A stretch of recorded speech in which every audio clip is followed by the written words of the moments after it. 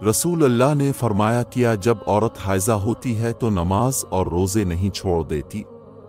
یہی اس کے دین کا نقصان ہے۔ رسول اللہ نے فرمایا اگر کوئی شخص مر جائے اور اس کے ذمے روزے واجب ہوں تو اس کا ولی اس کی طرف سے روزے رکھ دے۔ موسیٰ کے ساتھ اس حدیث کو ابن وہب نے بھی عمرو سے روایت کیا اور یحییٰ بن ایوب نے بھی ابن ابی جعفر سے۔ ایک شخص رسول اللہ کی خدمت میں حاضر ہوا اور عرض کی یا رسول اللہ،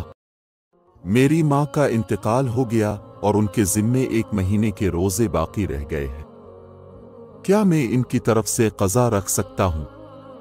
آپ نے فرمایا کہ ہاں ضرور، اللہ تعالیٰ کا قرض اس بات کا زیادہ مستحق ہے کہ اسے ادا کر دیا جائے۔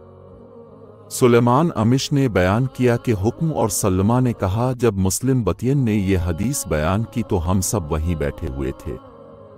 ان دونوں حضرات نے فرمایا کہ ہم نے مجاہد سے بھی سنا تھا کہ وہ یہ حدیث ابن عباس رضی اللہ عنہما سے بیان کرتے تھے۔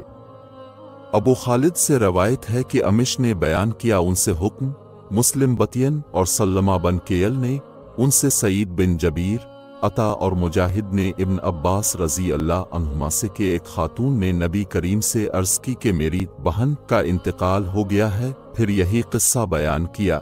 یحییٰ اور سعید اور ابو معاویہ نے کہا، ان سے امش نے بیان کیا، ان سے مسلم نے،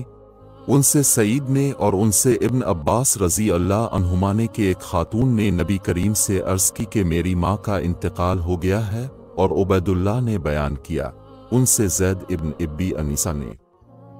ان سے حکم نے، ان سے سعید بن جبیر نے اور ان سے ابن عباس رضی اللہ عنہما نے کہ ایک خاتون نے نبی کریم سے عرض کی کہ میری ماں کا انتقال ہو گیا ہے، اور ان پر نذر کا ایک روزہ واجب تھا۔ اور ابو حریز عبداللہ بن حسین نے بیان کیا،